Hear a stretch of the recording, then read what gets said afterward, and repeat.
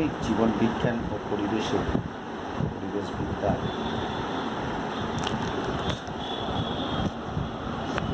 উদ্ভিদের চলন বিষয়ে আলোচনা করব। উদ্ভিদের চলন তোমরা দেখতে পাচ্ছ প্রধানত দু রকম। বেশিরভাগ উদ্ভিদ স্থানান্তর গমন করতে পারে না।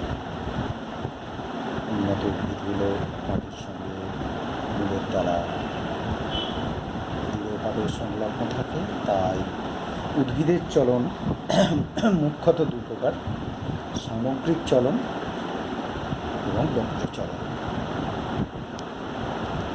উদ্ভিদের চলনে সামগ্রিক চলন হচ্ছে দু রকমের, আবার স্বতঃস্ফূর্ত চলন ও আবিষ্ট চলন। এখানে সামগ্রিক চলন বলতে বোঝায় যখন সম্পূর্ণ উদ্ভিদ দেহ বা উদ্ভিদের কোনো বিশেষ অঙ্গ এক স্থান থেকে আর এক স্থানে যেতে পারে বা সঞ্চালিত হয়, তাকে বলে সামগ্রিক চলন। স্বতঃস্ফূর্তভাবে যখন কোনো উদ্ভিদ নিজের তাগিদে সেটা করে আপনা থেকে, তখন তাকে বলা হয় স্বতঃস্ফূর্ত সামগ্রিক চলন, যদিও এই অংশটা সিলেবাসে নাই। আবিষ্ট সামগ্রিক চলন, যখন উদ্ভিদের সামগ্রিক চলন কোনো উদ্দীপকের প্রভাবে হয়, তাকে বলা হয় আবিষ্ট সামগ্রিক চলন। এ বিষয়ে ডিটেলস পরে আসবো। এরপর হচ্ছে বক্রচলন। বক্রচলন মানে উদ্ভিদের এক্ষেত্রে মূল দ্বারা সম্পূর্ণ উদ্ভিদ দেহ মাটির সঙ্গে দৃঢ়ভাবে সংলগ্ন থাকে, কিন্তু তা সত্ত্বেও মূল, কাণ্ড, শাখা প্রশাখা, পাতা সব কিছুরই চলন পরিলক্ষিত হয় এবং সেটা বৃদ্ধিজ চলন বা বক্রচলন বলা হয়। বৃদ্ধিজনিত কারণে এই চলন হয়। বক্রচলন আবার দুই প্রকার: স্বতঃস্ফূর্ত বক্রচলন ও আবিষ্ট বক্রচলন। এখানে স্বতঃস্ফূর্ত বক্রচলন বা স্বতঃস্ফূর্ত সামগ্রিক চলন দুটোই সিলেবাসে নাই, সিলেবাসের বাইরে। আবিষ্ট বক্রচলন আবার দু প্রকার: ট্রফিক চলন এবং ন্যাস্টিক চলন। ট্রফিক চলন এবং ন্যাস্টিক চলন।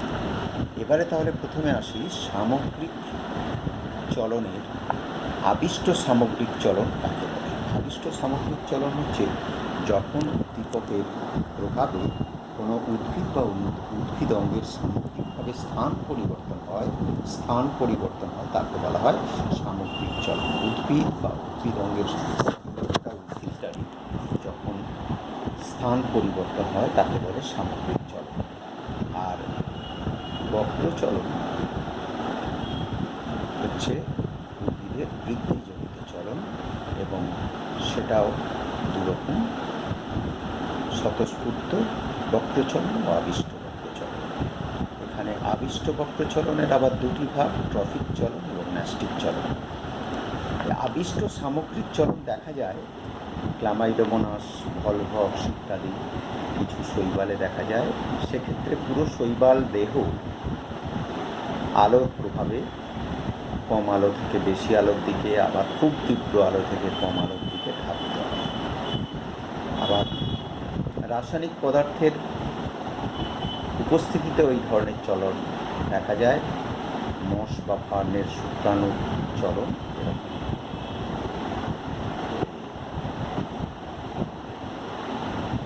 এরকম সামগ্রিক আবিষ্ট চলন।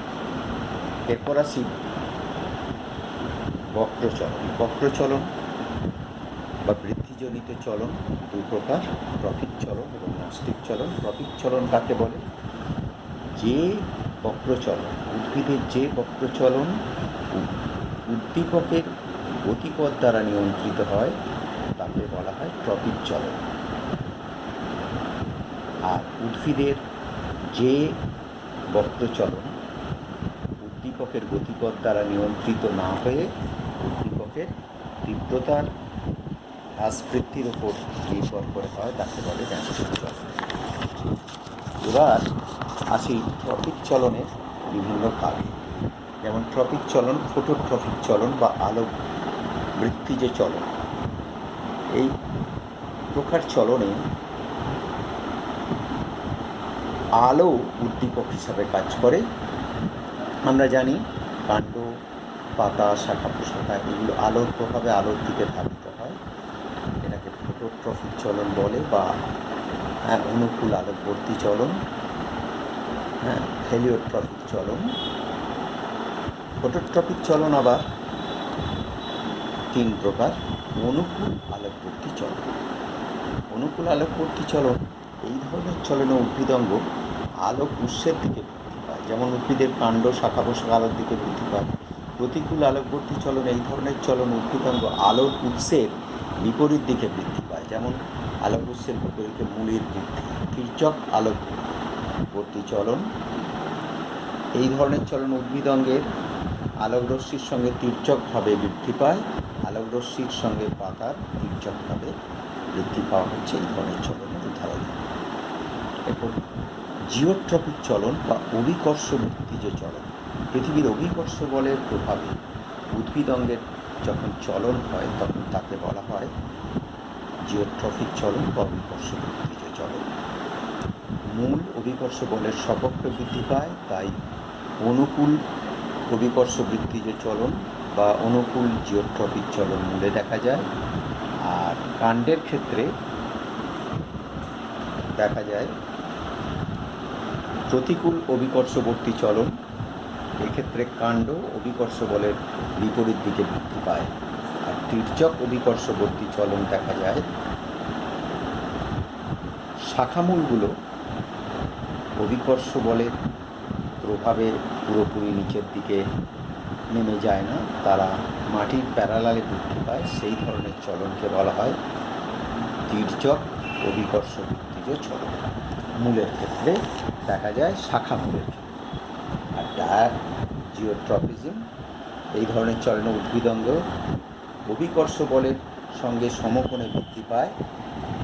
গ্রন্থিখণ্ডের অনুভূমিকভাবে বৃদ্ধি পাওয়া, যেমন আদা ক্ষেত্রে দেখা যায়। এরপর হচ্ছে হাইড্রোট্রপিক চলন বা জলবৃত্তিজ চলন।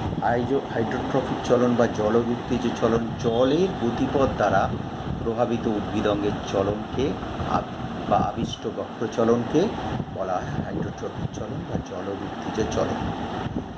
এক্ষেত্রে অনুকূল জলবৃত্তিজ চলন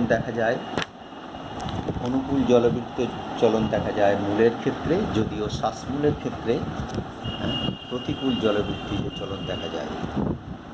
আর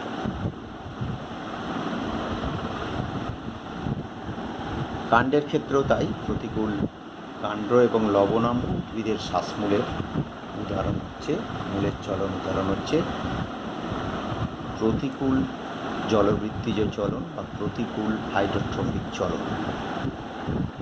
এর পরেরটা যে চলনের প্রকারভেদ সেটা হলো ন্যাস্টিক চলন। ন্যাস্টিক চলন বাহ্যিক উদ্দীপকের তীব্রতার দ্বারা প্রভাবিত উদ্ভিদের বক্রচলনকে বলা হয় ন্যাস্টিক চলন। এক্ষেত্রে উদ্দীপকের গতিপথ দ্বারা নিয়ন্ত্রিত হয় না। এক্ষেত্রে বৃদ্ধিজ চলন বা বক্রচলন নিয়ন্ত্রিত হয় উদ্দীপকের তীব্রতার দ্বারা।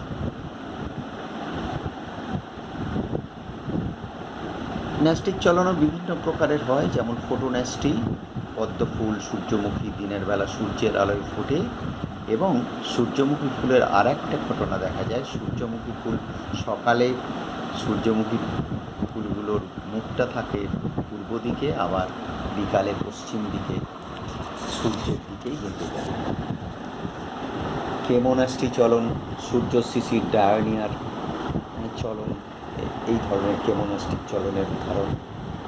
সিসমোন্যাস্টি স্পর্শ বা আঘাতজনিত কারণে স্পর্শ উদ্দীপনা বা আঘাতজনিত উদ্দীপনার যথা কম্পন, বৃষ্টি, স্পর্শ, হাত দিয়ে টোকা মারলে, লজ্জাপতি গাছের পাতা কোনো একটি ইনার অগ্রভাগের পত্তকগুলো স্পর্শ করলে মুদে যায়, এই ধরনের চলনকে বলা হয় সিসমোন্যাস্টি চলন। এবারে এই যে 3 প্রকার চলন, এই 3 প্রকার চলনের পরীক্ষা আছে। পরীক্ষা ফটোট্রপিক চলনের পরীক্ষা এরকম সূর্যের আলোর দিকে অঙ্কুরোদ্গম হওয়ার পর চারা গাছগুলো কাণ্ড দেখে যায় আলোক বৃত্তিজ চলন এটা। এছাড়া অভিকর্ষ বৃত্তিজ চলন, কাণ্ডটাকে মাটির সমান্তরালভাবে রাখা হয়েছে, কিন্তু অভিকর্ষ বলের প্রভাবেই অভিকর্ষ বলের বিপরীত দিকে বৃদ্ধি পাচ্ছে কাণ্ড, মূল অভিকর্ষ বলের সপক্ষে বৃদ্ধি পাচ্ছে, অর্থাৎ অনুকূল অভিকর্ষ বৃত্তি চলন মূলে দেখা যাচ্ছে, কাণ্ডের প্রতিকূল অভিকর্ষ বৃত্তিজ চলন দেখা যাচ্ছে। হাইড্রোট্রপিক চলনের উদাহরণ, এক্ষেত্রে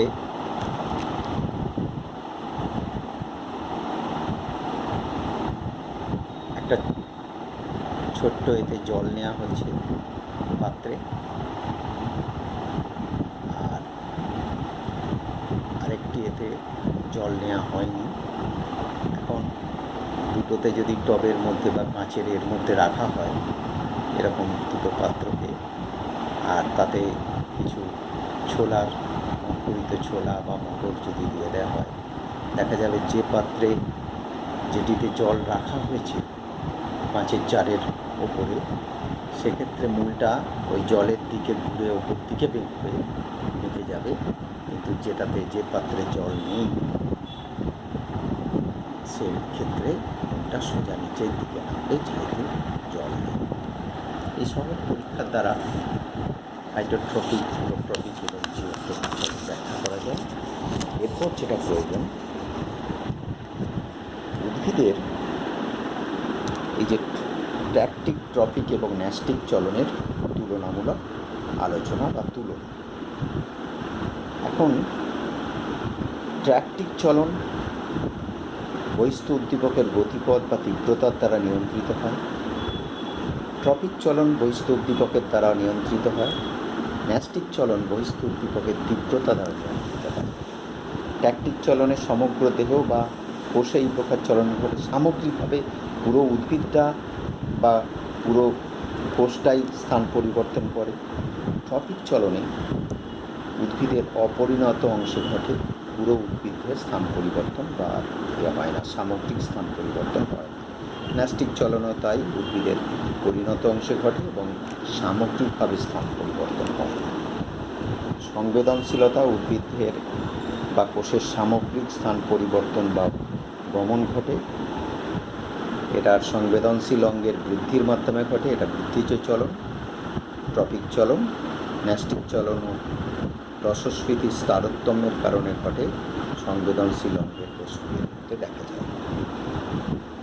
ট্র্যাকটিক চলন এটা অনুকূল বা প্রতিকূল ধর্মী হতে পারে। ট্রপিক চলন এটা অনুকূল বা প্রতিকূল ধর্মী হতে পারে। ন্যাস্টিক চলন এটা সর্বদাই অনুকূল ধর্মী হয়, ন্যাস্টিক চলন কোনো প্রতিকূল ধর্মী হয় না।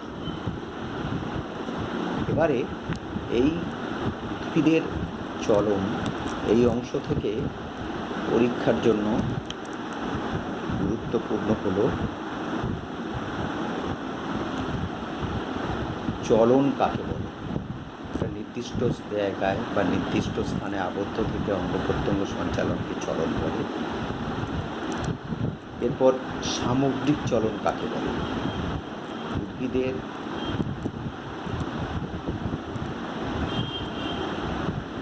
সামগ্রিকভাবে এক স্থান থেকে অন্য স্থানে যাওয়া বা স্থান পরিবর্তনকে বলা হয় সামগ্রিক চলন।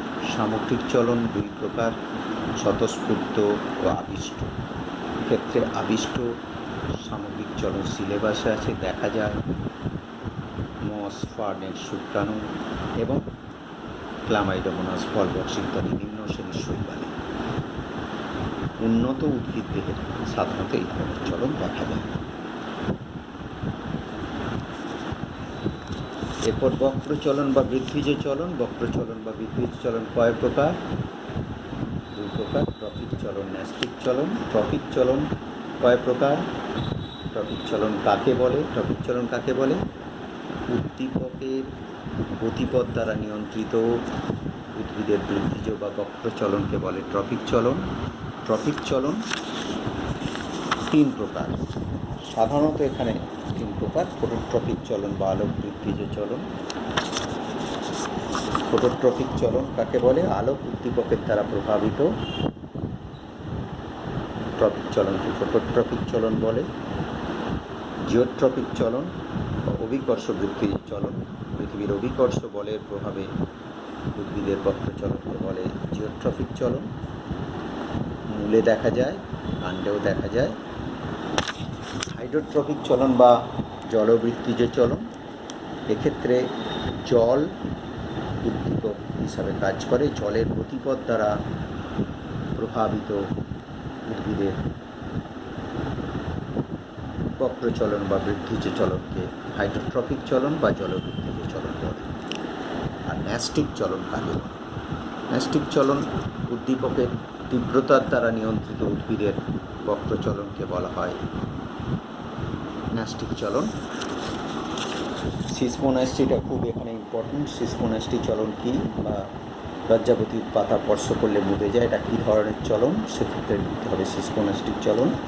স্পর্শ উদ্দীপনা, আঘাতজনিত উদ্দীপনা, যথা কম্পন, বৃষ্টির সময় জলবিন্দু, বায়ুপ্রবাহ, জলবিন্দু পতন, এইসব কারণে উদ্ভিদঙ্গের রসস্ফীতিজনিত আবিষ্ট বক্রচলনকে সিসমোন্যাস্টি বলা হয়। লজ্জাবতী গাছের পাতা স্পর্শ করলে মুদে যাওয়া এর একটা উদাহরণ। এছাড়াও এই চ্যাপ্টার থেকে বা এই উদ্ভিদের চলন থেকে ট্যাকটিক, ট্রফিক ও ন্যাস্টিক চলনের তুলনা পরীক্ষার জন্য খুবই